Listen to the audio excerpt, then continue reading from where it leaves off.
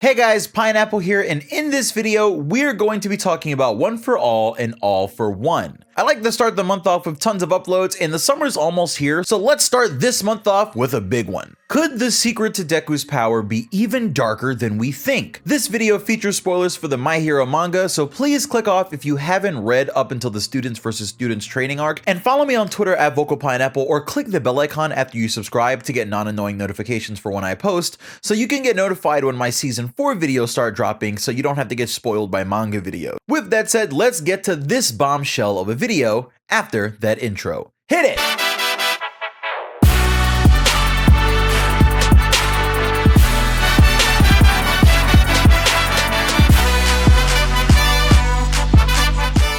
So I really enjoy thinking about and talking about One for All, because as a quirk, it's definitely one of the most interesting and intriguing out of all of the quirks that we've seen so far in the series, and it's also surrounded by the most mystery, but this wasn't always the case. At the beginning of the series, we really didn't have a reason to question All Might's explanation of what One for All is, but now we've gotten to the point where the conversations around what type of power it is are completely different. After hearing Deku explain everything, Bakugo tells Deku that All for One is technically an offshoot of All for One's power, and that kind of makes Deku like All for One, since Deku has multiple quirks inside of him, just like All for One does. All Might agrees that this is the case, but he didn't want to say it to Deku himself, as he was probably worried about how Deku would take it. We know that Bakugo definitely doesn't have a problem of doing that, but instead of it being annoying like it was earlier in the series, it's cool to see Deku and Bakugo being friends, because Bakugo is definitely that friend that you need that's going to be very honest to you, and he's always about that action.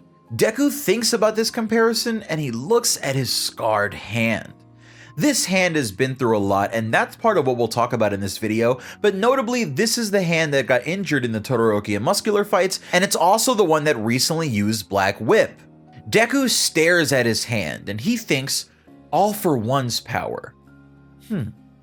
Now we know that All for One reacted to Deku having visions of the vestiges of One for All, because he made a comment about being able to feel his brother's presence or something like that, if you can recall. There should be no way for All for One to be able to keep track of his brother's presence within One for All, especially all the way from the prison cell that he's in, so this was really creepy and mysterious. There's definitely got to be a link between All for One's quirk and One for All that somehow still remains from when All for One passed it on, and I feel like this moment is the building block of the proof that we need. Like I said, so much has happened since we've really sat down and broken down what One for All even is, because even if I would have made a video talking about what it was before the Student v Student arc, it would be outdated by now. So before we get really deep into this theory, let's take a second to really explain and break down what One for All is based on the knowledge that we have as far as the most recent chapter, 230.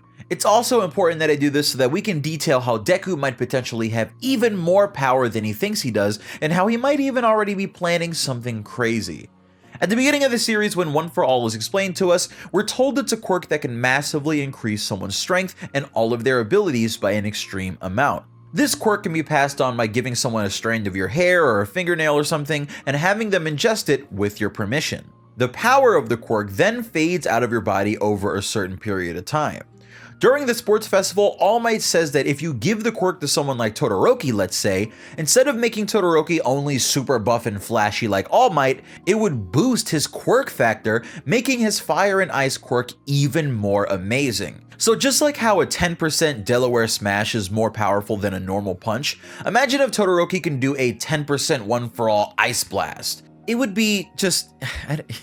it would be ridiculous, and I wouldn't even want to imagine being a villain that has to go up against that, because the level of cold would just be unbearable. And let's not even start talking about what it would be like if Todoroki started busting out 20% fire blast and stuff. Like, he'd just probably be on Dabi's level of fire output, so that lets you know how busted of a quirk One for All truly is, before there's even any mystery dumped into what we understand about it. But of course, during the Shinso vs. Deku fight in the sports festival, Horikoshi starts planting the roots for the mysteries of One for All starting to reveal themselves to Deku. When he's hit by Shinso's quirk, Deku sees a bunch of people gathered, and one of them looks like All Might. When he sees them, his scarred hand activates his quirk and snaps him out of Shinso's mind control. And this moment was the beginning of the big mystery of One for All. So what does One for All actually do?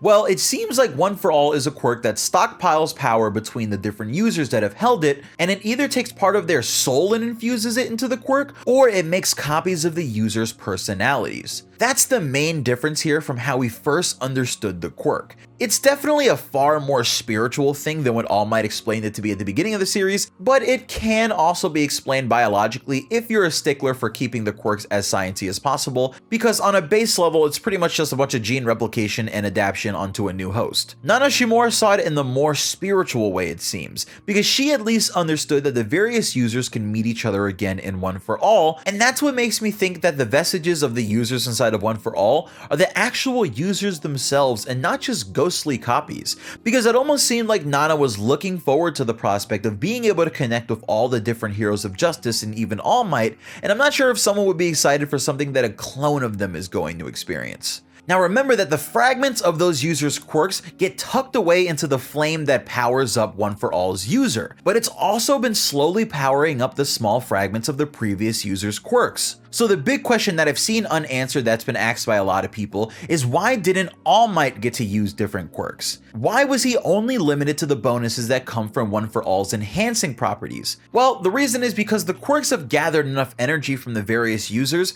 and it's starting to actually become unstable, but at the same time, this unstableness of the quirk is definitely something that Deku can learn to use and ultimately master. Holding these quirks in a small core within the flame of One For All, the flames are finally powerful enough after All Might's passing of the quirk to Deku that core is melting away and the quirks of the other holders are beginning to come through. As they come through that core, they become one with the flames of One For All, and that becomes part of the power that Deku can access. So the implication is that Deku is going to eventually be able to use the various quirks of the different One For All quirk users. So from what we've seen, One For All is a quirk that saves your essence, including your personality and quirk, and passes it on to a successor so they can access the collective power of the other chosen heroes to defeat evil. It's truly one of the most heroic quirks that you could have, and seeing Deku master the quirks of the past users and seeing what those quirks even are in the first place is going to be really fun as the series goes on, but this is where we're going to loop back to the theory at hand, and that's pretty much the dark side of this video. You see, the first user of One For All's secret hidden original quirk was the quirk to pass on quirks. But now that we know that the stockpiling ability actually takes more than power, and it seems like it takes part of your personality and quirk and includes that into the thing that gets stockpiled, then could it be that All For One might have given his little brother a backup of All For One's quirk? If this is the case, it becomes this really cool thing because it means that All For One's own confidence and cockiness and even pettiness is ultimately what does him in, because it would literally mean that he gave his brother and the heroes the tools to take him down. With this weird speech by Bakugo that we explained in the beginning of the video about Deku's quirk being like All For One's, Deku is looking at his hand and thinking the same thing, and even All Might is agreeing here. I think Deku is having the same idea. I think Deku is realizing that since the power originally came from All For One, that might also mean that he might also share the same ability to steal people's quirks. Because let's think about this also. People aren't meant to have multiple quirks in their body. The entire reason for the Nomu experiments was for them to make soldiers that could handle having multiple quirks to make them personalized weapons of mass destruction. All For One's quirk allows him to steal multiple people's quirks, but you've got to understand that in the My Hero world, quirks work on a biological level. So this means that his body has to be highly adaptable to match with his quirk. This means that All For One, the quirk, requires that All For One, the user's body, can handle the quirks that he steals, whereas most people wouldn't be able to have and use multiple quirks at the same time. Monoma also has a body that can handle having multiple quirks at once, which is part of why I did the theory that he was All For One's son, because it seems like it just makes a bit of sense, but I've also got a Monoma family theory that I just dropped, so, you can check that out. It's him and Toga. Deku has this same type of body.